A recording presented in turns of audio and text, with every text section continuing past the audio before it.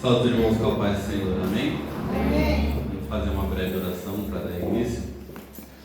Senhor Deus Todo-Poderoso, maravilhoso, santo, fiel e verdadeiro, Pai, na Tua presença, Senhor, nos reunimos para Lhe adorar, Lhe engrandecer, Lhe cultuar, Pai. Mas neste momento, Senhor, queremos estudar, Senhor, refletir acerca da Tua palavra. Pai, eu Lhe peço perdão os nossos pecados como igreja, cometidos em obras, pensamentos, palavras, Pai. Nos purifica no sangue do Teu Filho amado Jesus Cristo, Pai, nos reveste da Tua armadura. Senhor, meu Deus, que não seja eu, mas sim o Teu Espírito Santo a ministrar esta aula e a pregação posteriormente, Pai.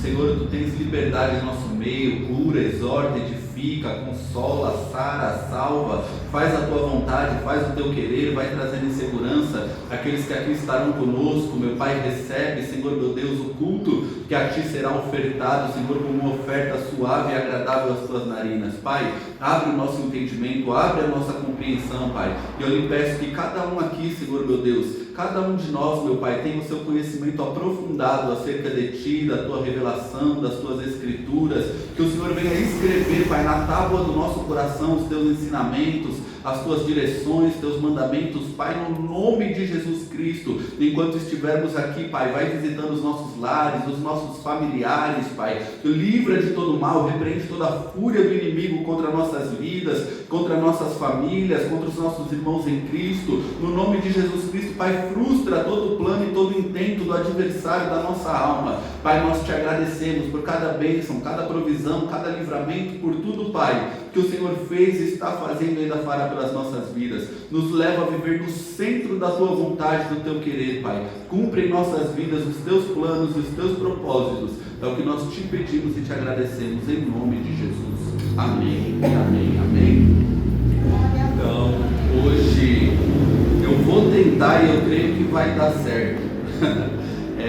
Cobrir os capítulos 7 até o 11, que correspondem às 10 pragas do Egito, né? O que a gente conhece por 10 pragas do Egito. A gente ouve por aí algumas pessoas dizer que é 9, outras que é 7, mas são 10. Eu não sei da onde tiraram que são 7, que são 9, mas quando a gente olha para o texto bíblico, a gente encontra 10 pragas. A gente conseguindo cobrir dos 7 até o 11, a gente vai estar conseguindo cobrir cada uma delas, exceto o cumprimento da última, porque a última ela é anunciada, aí Deus estabelece a Páscoa, e depois dele estabelecer as ordenanças acerca da Páscoa, ele cumpre a última praga, que é a morte dos primogênitos do Egito. O que é interessante a gente notar aqui, Deus primeiro no capítulo 7, ele vai anunciar o que vai acontecer. Deus, ele é aquele que conhece o fim desde o princípio. A primeira praga que ele cita no chamado ainda lá atrás de Abraão é a morte dos primogênitos. Ele cita a última já. Ele vai dizer assim que se Faraó não deixar, não libertar o primogênito dele, de Deus, que é Israel, Deus feriria o primogênito de Faraó. Então perceba que Deus lá no princípio já anuncia a última praga. E aqui ele vai anunciar de novo o que vai acontecer, que Faraó vai endurecer o seu coração, Deus também endurecerá o coração dele, a gente vai ver isso mais adiante, e com mão poderosa Deus vai libertar o seu povo do Egito. No capítulo 7, versículo 14, vai dizer na Nova Almeida que o coração dele, de Faraó, o coração de Faraó está obstinado. Aqui, a partir desse versículo, vai começar a sessão das 10 pragas, né? E Deus vai dizer que o coração de Faraó está obstinado. Na Almeida Revista e Corrigida, diz endurecido. E no hebraico, no original hebraico, diz que o coração dele está pesado. E é muito interessante o hebraico dizer que o coração de Faraó está pesado, porque eu estava dando uma folheada, eu tenho em casa o livro egípcio dos mortos, e não se assuste de eu ter o livro egípcio dos mortos em casa, porque eu vi uma aula do Adson dizendo até que ele tem Bíblia satânica. Então, pregador estudou a Bíblia, tá bom para pregar. Agora quem vai dar aula, quem pretende, como eu ser teólogo, vai ter que estudar outras coisas. Dentro da faculdade a gente estuda islamismo, religiões africanas, acerca de tudo, né? E eu tenho lá há alguns anos o livro Egípcio dos Mortos. E é interessante que dentro do livro Egípcio dos Mortos, dentro da cultura deles, o coração, quando você morre, o coração ele é pesado numa balança. Isso o juízo do Egito, o coração era pesado numa balança, com uma pena do outro lado, o seu coração tinha que ser leve. E o que o texto hebraico diz é que o coração de Faraó está pesado no original. Olha que interessante, o coração de Faraó está pesado. Qual que é o propósito das pragas? Adianta um pouquinho comigo, você que estiver com a Bíblia na mão, lá para Êxodo capítulo 12, versículo 12. Aqui é a chave para a gente entender as pragas do Egito.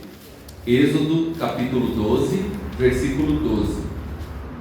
Diz assim: porque naquela noite passarei pela terra do Egito, e matarei na terra do Egito todos os primogênitos, tanto das pessoas como dos animais. Isso aqui é a 10ª praga, né? Agora olha o que vai dizer na última parte do versículo: executarei juízo sobre todos os deuses do Egito. Então a gente vai ver aqui que cada praga ela corresponde a um deus do Egito. E o interessante é que as pragas, os estudiosos vão notar que elas estão ligadas a tragédias, a acontecimentos naturais. Por exemplo, infestação de gafanhoto é algo que acontece naturalmente, compreende? Chuva de granizo pesado, é algo que acontece naturalmente. Tempestade de areia, que provavelmente está ligado às trevas densas, é algo que acontecia no Egito. Luan, então aonde que está o milagre? O milagre ele está na situação, na intensidade da praga, no tempo, porque Deus e Moisés anunciavam o tempo exato que a praga ia acontecer, e na distribuição das pragas, porque afetava o Egito, mas não afetava o povo de Deus. Então não tem como ser um acontecimento natural. Realmente era algo que Deus enviava como juízo, porque Deus anunciava o tempo, distribuía atingindo os egípcios, mas não o povo de Israel, e a intensidade também era de uma forma que eles nunca haviam visto. Então assim a gente nota o milagre dentro de cada praga, apesar de corresponder algumas delas a eventos naturais. Então são 5h44, a gente está num tempo bom. Vamos cobrir praga por praga, destacando os principais detalhes e aplicações para nossas vidas. A primeira praga, a água se torna em sangue. O primeiro milagre de Jesus é transformar água em vinho, né? João capítulo 2. O primeiro sinal de Moisés é transformar água em sangue. Perceba como a graça e o evangelho eles são muito superiores à lei e àquilo que Deus fez através de Moisés, né? Através de Moisés veio a lei, veio o juízo, veio aquilo que faz a gente notar o pecado no ser humano, e através da graça veio a provisão. Então o Nilo ele era enxergado como um Deus, era um Deus Rapi, ou Rapi, como eu disse aqui na aula de Êxodo capítulo 3. Ele era conhecido como o pai dos deuses, o Nilo. Aí o interessante que os feiticeiros vão, eu não sei aonde eles encontram água, talvez na terra de Gósen, onde ficavam os israelitas, ou talvez eles cavaram. Certo é que eles arrumaram uma água em algum lugar que não tinha sido transformada em sangue. O que eles fizeram através de feitiço? Transformaram a água em sangue. Luan, o que isso tem a ver para a nossa vida? Tem a ver que a Bíblia dizendo que no primeiro e na segunda praga, quando os feiticeiros conseguem fazer aquilo que Deus estava fazendo através de Moisés, é a Bíblia dizendo que eles não estão consertando o que Moisés fez. O que eles estão fazendo é acrescentar praga sobre praga. Então quando a gente busca feitiçaria, idolatria, busca a solução através do ocultismo, você não vai estar trazendo a solução para a tua vida, você vai estar acrescentando problema sobre problema, praga sobre praga. É isso que os feiticeiros fazem, eles transformam a água em sangue. Era o que Moisés tinha feito. O que eles fizeram? Eles resolveram a situação? Não, eles acrescentaram praga sobre praga. É interessante que o Nilo era adorado como um deus, só que de repente a Bíblia diz que ele se transformou em sangue, ficou cheirando mal. Algo que cheira mal proporciona o que em você? Ânsia, nojo, né? E é interessante que aquilo que eles adoravam, Deus fez eles terem nojo. É isso que o Espírito de Deus faz na minha e na tua vida, quando Ele transforma a minha e a tua vida. Aquilo que a gente adorava, o pecado que a gente buscava, o pecado que a gente adorava, o Espírito de Deus faz a gente sentir nojo daquilo que a gente adorava. E o único a ser adorado na minha e na tua vida, no meu e no teu coração, vai ser o Deus Todo-Poderoso. Então eles fazem os egípcios ter nojo daquilo que eles adoravam. A segunda praga é a praga das rãs. E é interessante que a deusa egípcia da fertilidade, conhecida como Requete, H-E-K-H-E-T, é claro que é uma transliteração, né? Mas se pronuncia Requete, a deusa rã da fertilidade, do parto, da regeneração. Ela tinha a cabeça de uma rã, a imagem dela. Se você pesquisar isso depois no Google, em casa, você consegue ver cada um desses deuses, colocando o nome deles, a imagem deles, né? Então, a deusa da fertilidade era Requete, e as parteiras usavam um amuleto com uma rã, em forma de uma rã, um amuleto, as parteiras usavam, porque Requete era a deusa da fertilidade, do nascimento, da regeneração, do parto. O que os magos fazem? Novamente, e cá entre nós era muito fácil eles arrumarem rã, né? Se o Egito estava infestado de rã agora, mas de alguma forma eles mostram para o faraó que eles conseguem transformar, que eles conseguem também fazer surgirem rãs. O que eles estão fazendo? Estão acrescentando problema sobre problema, praga sobre praga. O único que vai trazer solução para mim e para a tua vida é Jesus Cristo, é Deus, é a palavra de Deus, é a presença de Deus. Qualquer outro lugar que você for buscar, você vai estar acrescentando problema sobre problema, maldição sobre maldição, praga sobre praga. É só isso que a feitiçaria ela pode fazer. É interessante que quando perguntam para Faraó, vê aí comigo, capítulo 8, versículo de número 10, deixa eu virar aqui. Capítulo 8, versículo de número 10. Lê do 9, ó.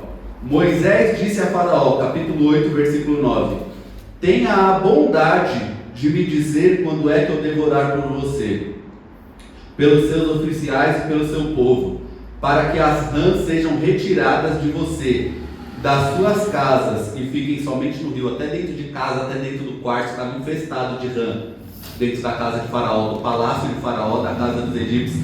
Agora olha a resposta de Faraó no versículo 10: amanhã. Amanhã. Isso não é estranho? A primeira vez que você lê isso salta aos olhos. Como assim amanhã? O cara está deitado, tem rã pulando em cima dele. O cara vai tomar banho, tem rã no banheiro. O cara, onde ele vai, tem rã. E quando perguntam para ele quando que deve tirar, ele responde amanhã.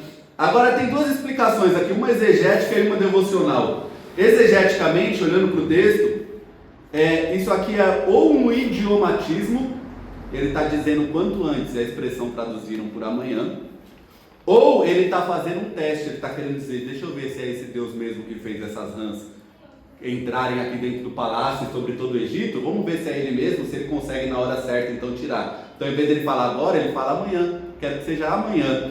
Só que aplicando isso para a nossa vida, é interessante que rã lembra podridão, não lembra? Tem gente que tem nojo de rã, outros pegam na mão, eu não gosto. Rã, sapo, lembra podridão, lembra algo que dá nojo. E o interessante é que ele fala amanhã na hora de tirar as rãs. Ele pode falar hoje, mas ele fala amanhã. E quando a gente olha para o nosso dia a dia, a gente percebe que tem muito cristão assim.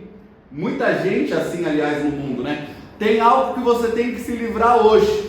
Tem algo que é nojo, tem algo que traz nojo, tem algo que é pecado, tem algo que é ruim, tem algo que prejudica, tem algo que incomoda a tua vida e a vida de quem está ao teu redor. Mas na hora de você tirar, você fala sempre amanhã.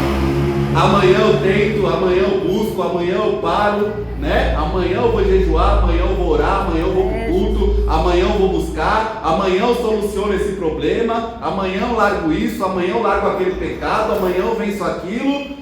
Só que o interessante é que Deus quer resolver hoje.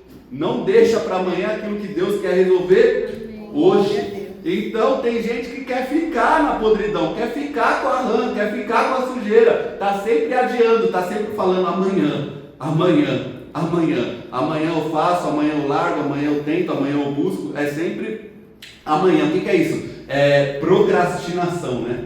Procrastinação, essa palavra chata e difícil de falar, é quando a gente deixa sempre para o dia de amanhã o que a gente sabe que a gente tem que fazer agora, a gente sabe que a gente tem que fazer hoje. Lembra da parábola das virgens que eu preguei aqui outro dia? Elas tinham consciência de que elas tinham que buscar mais azeite, só que elas foram deixando sempre para depois eu busco, depois eu oro, depois eu cultuo, depois eu faço, depois eu mudo. Chegou uma hora que não dava mais para deixar para depois, entende? Então procrastinação é isso, é eu deixar sempre para depois aquilo que eu devo fazer hoje. Na terceira praga é a praga dos piolhos.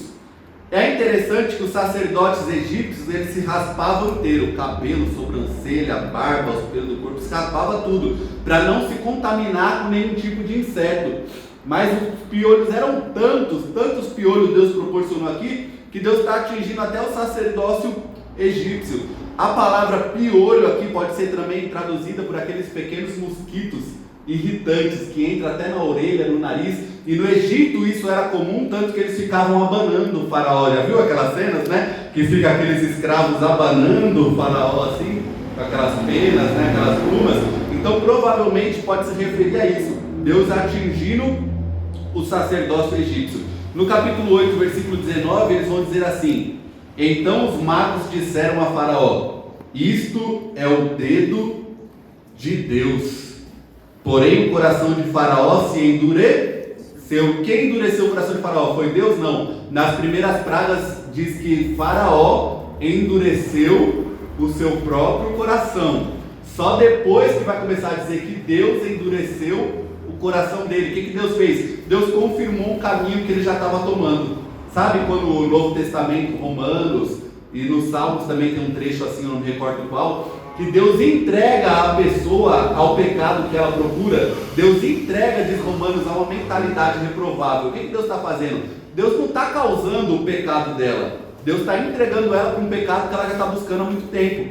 Então Deus endureceu o coração de Faraó, mas primeiro, por várias vezes, vai dizer que Faraó endureceu o seu próprio coração. Chega uma hora que Deus vai e opa, retira um pouquinho a graça dele ali, já era. O coração ficou endurecido e não tem mais solução.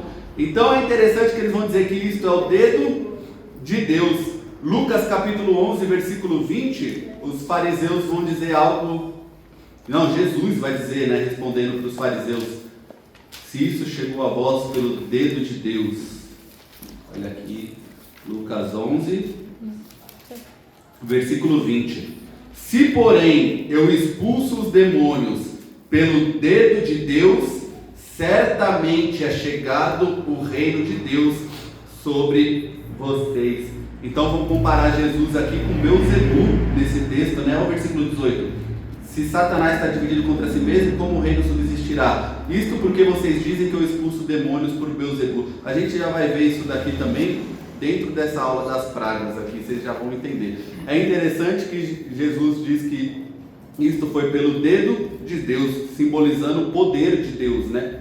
No Egito havia uma crença de uma vara que seria o dedo dos deuses, que realizaria milagres. É isso que os magos estão dizendo aqui. Eles não estão dizendo, olha, esse é o dedo de Javé, o Deus de Israel, não. Eles estão dizendo, isso aí é o poder, né, dos deuses. É um poder que está acima do nosso poder, acima da feitiçaria que eles conseguiam praticar. Então na primeira e na segunda praga, eles conseguem reproduzir a praga, eles não solucionam. Grave isso, eles não solucionam o juízo de Deus. Eles reproduzem, eles acrescentam praga sobre praga. Mas na terceira, eles saem de cena, eles falam, isso aqui a gente já não consegue fazer. Isso é o dedo de Deus. Eles têm que reconhecer que era um poder que estava acima do poder deles. A quarta praga é a praga das moscas. É aqui que você vai ver o Beelzebu de novo. Por quê? Porque Beelzebu é senhor das moscas no Novo Testamento, a palavra traduzida por Beelzebu. E aqui Deus está atingindo o deus egípcio, o deus mosca, Vakit ou Vatit, que no Novo Testamento é conhecido por Beelzebu. Você vê que vai mudando o tempo, muda o local, muda a língua, mas os falsos deuses, os espíritos malignos, eles só vão assumindo novos nomes. mas eles são os mesmos, e tem até identidade entre eles, muda o nome, mas são os mesmos. Se você vê o Dagon do Antigo Testamento, o que isso te lembra? Meio peixe, meio ser humano. Se você vê os deuses Castor e Pólux lá em Atos, o que isso te lembra? Esses dias estava lotado lá no meu trabalho a Marcio por causa de Cosme e Damião, dois deuses crianças, né? Então você vê que só vai mudando o nome de região para região, mas continuam sendo os mesmos falsos deuses adorados, né, pela população. É interessante que Faraó de novo endureceu o seu coração. Eu vou mostrar para vocês aqui. Você que está com a Bíblia aberta aí, vê comigo, capítulo 8, versículo 19. Capítulo 8, versículo 19. Nós acabamos de ler. Diz assim: os magos disseram a Faraó: isto é o dedo de Deus. Porém o coração de Faraó se endureceu. Capítulo 8, versículo 32. O último versículo desse capítulo. Lê aí. Mas ainda desta vez Faraó endureceu o seu coração. Não é Deus que está endurecendo, é ele. Aí vê o capítulo 9, versículo 7. Diz assim: Faraó mandou verificar, e eis que do rebanho de Israel não havia morrido nenhum sequer. Mas o coração de Faraó se endureceu. Capítulo 9, versículo 7. Olha o capítulo 9, versículo 34. Capítulo 9, versículo 34. Quando o Faraó viu que cessaram as chuvas de pedra e os trovões, tornou a pecar e endureceu o seu coração. Perceba que vez após vez não é Deus que está endurecendo o coração dele, é ele que está endurecendo o seu próprio coração. Mas como Deus conhece o futuro, Deus disse que ele ia fazer isso e que por fim Deus ia acabar endurecendo o coração dele. Nessa praga das moscas, capítulo 8, versículo 22, pela primeira vez diz de forma clara, não que Deus não tenha feito isso antes. Há comentaristas que creem que nas outras pragas Deus também fez separação, e há outros comentaristas que dizem que só a partir desta daqui, porque no capítulo 8, versículo 22, vai dizer assim: naquele dia separarei a terra de Gósen, onde mora o meu povo, para que nela não haja enxame de moscas, e você saiba que eu sou o Senhor no meio desta terra. É aquela coisa do Novo Testamento que Deus diz: farei separação entre quem serve e quem não serve, quem crê e quem não crê, né? Entre o que crê e o incrédulo. Então Deus aqui está fazendo separação entre aquele que é povo dele e aquele que não é. Tem praga que atinge só quem não é povo de Deus. Luan, me dá um exemplo. Eu não estou dizendo que isso daqui é praga de Deus, tá? Uma situação comum que a gente está vivendo hoje em dia: pessoas morrendo por causa de metanol dentro da bebida.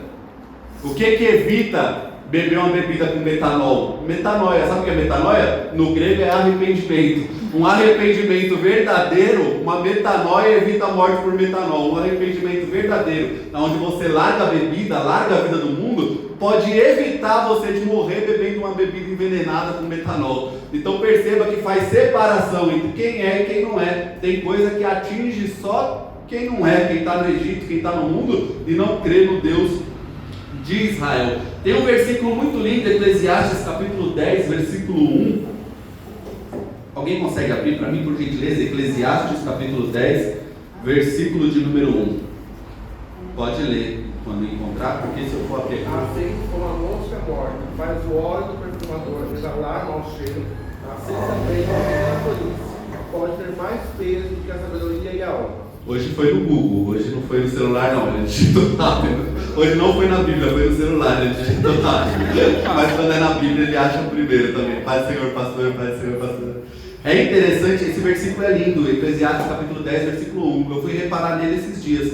Tem versículos e textos que a gente lê, passa por ele algumas vezes e a gente não repara. Uma mosca morta no óleo do perfumador faz exalar mau cheiro.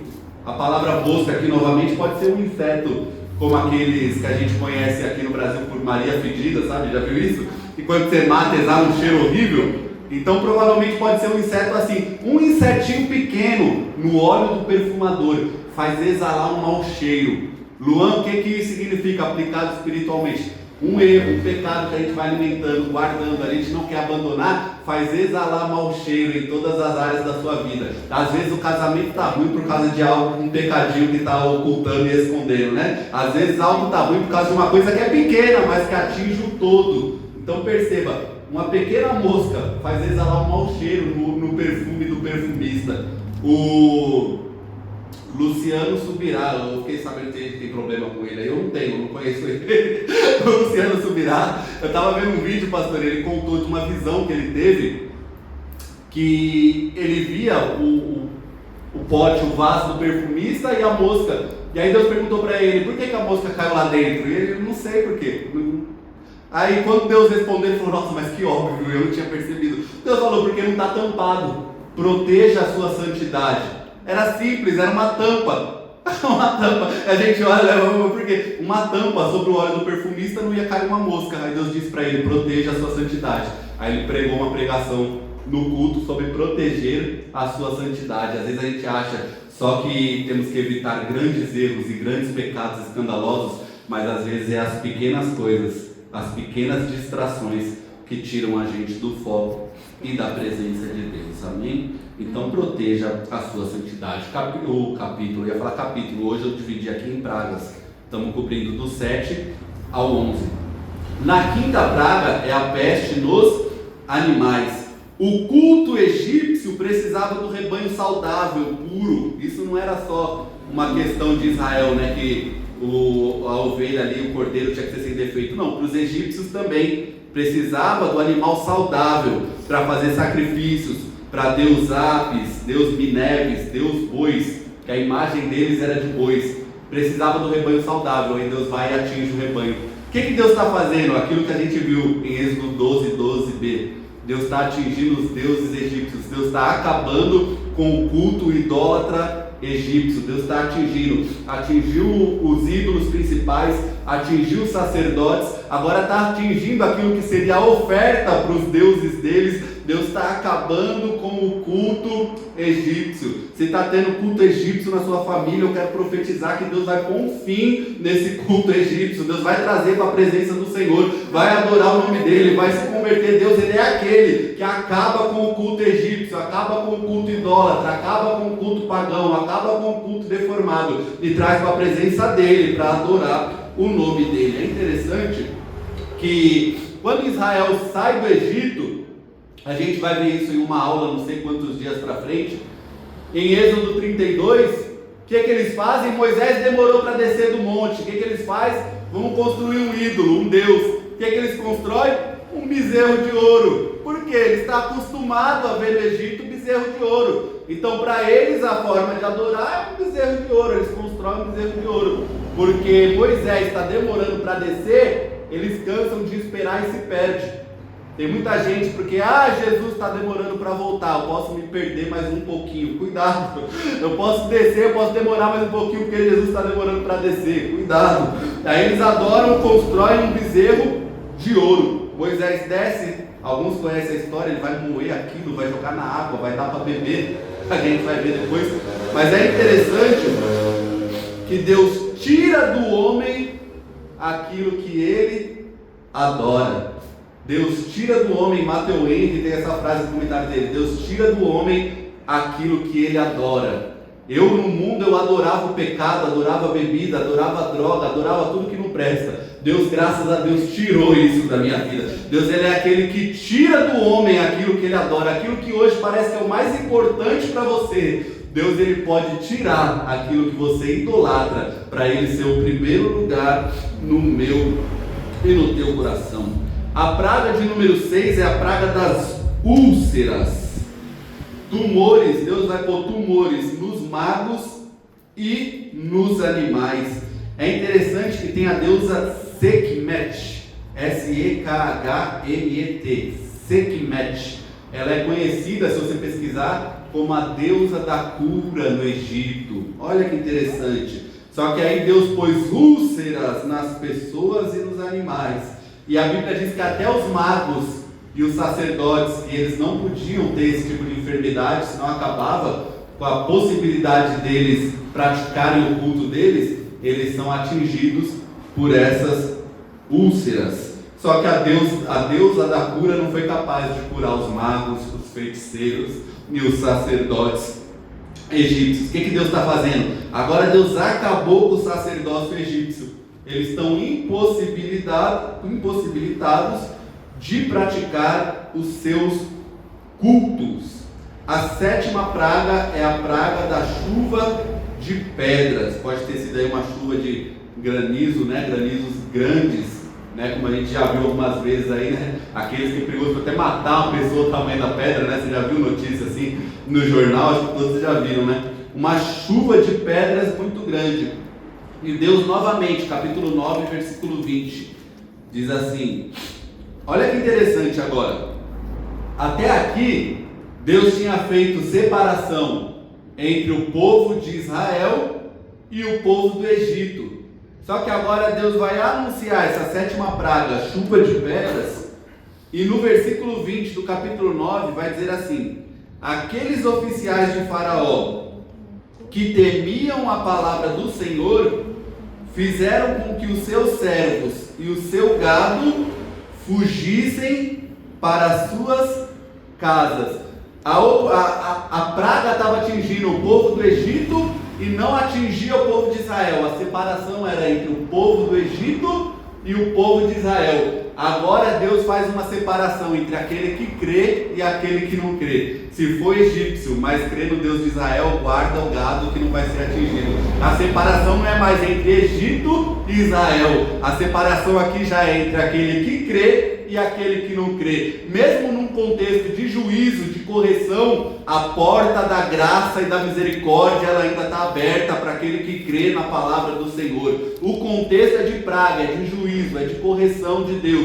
Só que a porta da graça está aberta. Aqueles egípcios que acreditassem em Deus e temessem a palavra do Senhor, era só guardar o rebanho, que o seu rebanho não ia ser atingido.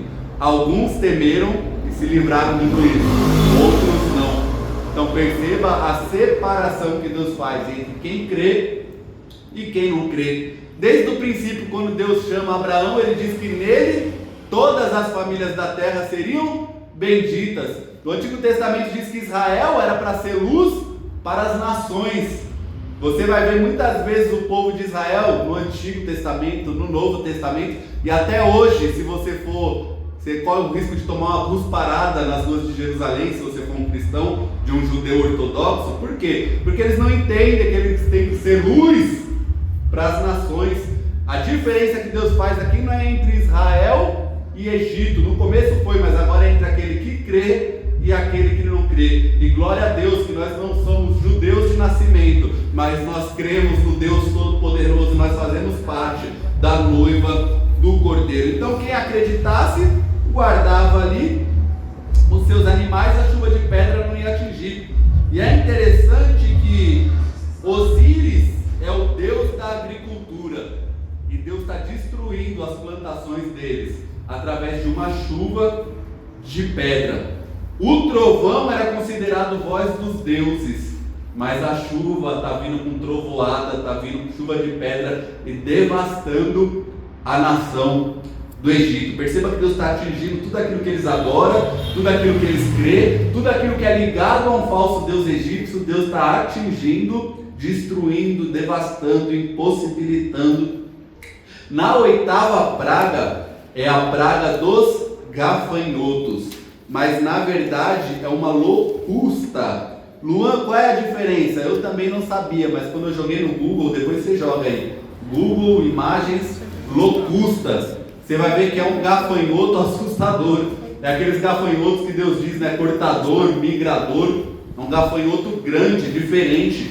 E isso destruía a plantação. O que sobrou da chuva de pedra, a nuvem de locusta, de gafanhoto veio e terminou de devastar, terminou de destruir. Teve uns anos atrás que a gente viu nos jornais aí, os crentes ficou tudo assustado, né? Com as nuvens de gafanhoto que veio, passou pela Argentina, você lembra disso? Que vinha em segundos, cobria tudo que você está enxergando assim. Imagina que assustador aquilo, né? Eu nunca vi isso presencialmente, espero nunca ver. Mas você imagina, joga no Google depois, locusta. Você vai ver o tamanho do gafanhoto que é, esse gafanhoto portador, migrador, é enorme, parece uma máquina. Você imagina uma nuvem disso vindo e cobrindo tudo. Em questão de segundos eles destroem uma plantação e some. Tudo aquilo que sobrou da chuva de pedra, a Bíblia diz que um vento oriental trouxe uma nuvem de gafanhoto que terminou de devastar tudo. Deus foi acrescentando juízo sobre juízo, porque o intuito de Deus é sempre levar a pessoa ao arrependimento.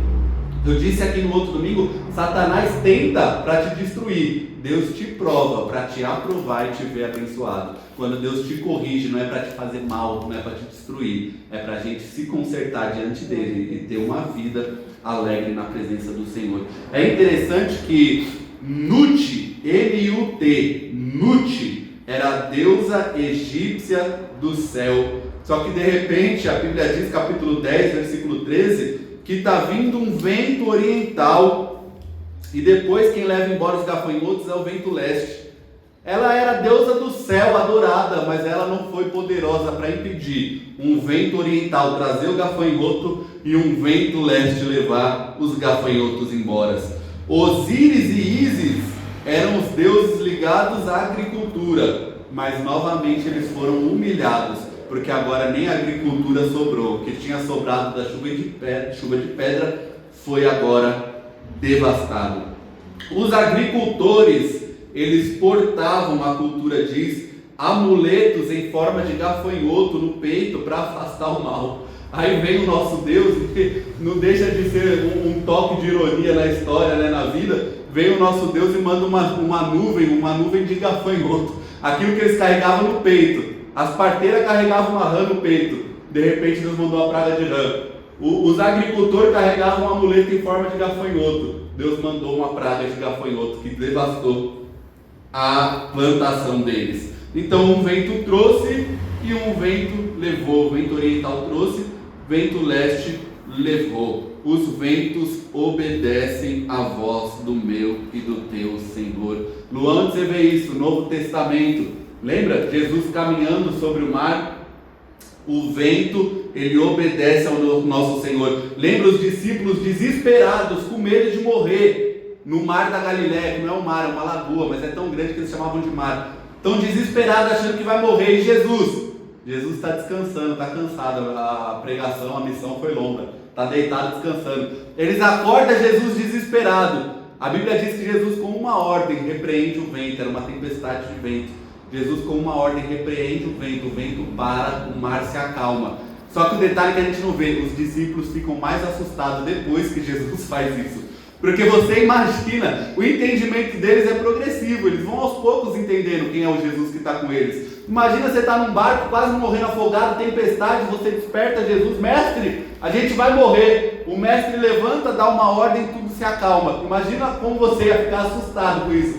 Pedro vai dizer assim, se eu não me engano é Pedro: quem é este que até o vento e o mar lhe obedecem?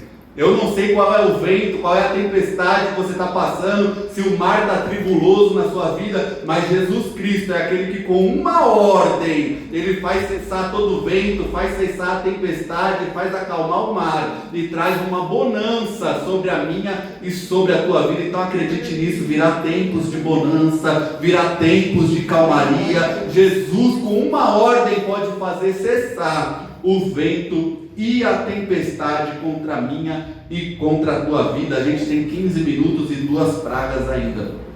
Nona praga. É interessante, falando de tempo, que alguns comentaristas, como o erudito Hans-Georg Braumer, ele vai dizer que provavelmente isso daqui pode ter durado anos. Do que eu já citei aqui algumas vezes em algumas aulas. O texto da Bíblia, ele é seletivo, não é exaustivo. Ele não pretende contar tudo o que acontece. Ele pretende contar as coisas mais importantes que o Espírito Santo quer trazer para mim e para a tua vida. Por exemplo, quando Paulo vai pregar em Atenas e a pregação dele é resumida em poucos versículos, não é que ele pregou só aqueles poucos versículos, mas é que a Bíblia, a palavra de Deus, está fazendo um resumo do assunto central daquela pregação. A mesma coisa aqui, a gente está lendo em poucos capítulos, você senta ali no seu quarto, você lê isso aqui em poucos minutos. Mas isso daqui pode ter demorado anos, praga sobre praga. Vem uma praga, ninguém se arrepende. Deus manda outra praga, ninguém se arrepende. Está entendendo? Então o texto da Bíblia ele é seletivo. A nona praga, A nona praga são as trevas. Como que Deus, a primeira vez que eu li, eu pensei, mas como é que foi isso, né? Trevas, que as pessoas não conseguiam se levantar, se mexer, porque não enxergava nada. Aí que entra o evento natural. Porque no Egito tem tempestades de areia. Você já viu? Hoje em dia a gente vê até no Brasil, né? Tá tão louco as coisas, né? Que a gente viu esses dias até cidade do interior, vindo aquela nuvem de areia densa, assim, cobrindo tudo. Só que você imagina, Deus trouxe uma tão densa, tão forte, que por 3 dias eles não enxergaram nada. Provavelmente foi uma nuvem de areia. O texto não diz que Deus trouxe trevas, mas provavelmente Deus, como nas outras pragas, Ele usou eventos naturais para trazer a praga no momento certo, com a intensidade certa. Provavelmente aqui Ele pode ter usado uma nuvem de areia que transformou em trevas todo o Egito. É interessante que o deus principal do panteão egípcio era Ra. Ra é o deus Sol. Ra é o deus Sol. O Sol era adorado por muitas civilizações no tempo, no Antigo Oriente, na Mesopotâmia, ali era adorado por muitas civilizações. E ali no Gênesis que Deus não cria primeiro o Sol, né? O Sol vai ser no 4º dia, se não me falha a memória. O Sol vai ser criado no 4º dia, os luminares. Então perceba que a Bíblia já dizendo, aquele que criou o Sol é maior do que o Sol. O povo está adorando o Sol. O Egito adorava o deus Ra, mas o deus Ra não foi capaz de impedir que por 3 dias inteiros o Egito ficasse na completa escuridão. É interessante que escuridão, até mesmo para os egípcios, traz a ideia de caos, porque eu citei aqui na outra aula que os deuses lutavam quando anoitecia. A crença egípcia é que os deuses iam lutar contra a serpente, Apep ou Apófis. Há 2 nomes dessa serpente. E eles lutavam durante a madrugada, os deuses, e aí na crença egípcia, na mitologia egípcia é isso, os deuses venciam a serpente do caos, e aí amanhecia de novo, o sol nascia de novo. Só que agora por 3 dias o sol não nasce, o Egito permanece na escuridão. Então para eles o caos estava vencendo. Só que quem controla o caos é o nosso Deus, quem controla o vento é o nosso Deus, quem pode trazer as trevas ou trazer a luz é o meu e o teu Deus. Então tudo está no controle do meu e do teu Deus. Deus está no controle de tudo. É interessante que, olha isso, capítulo 10, versículo 23.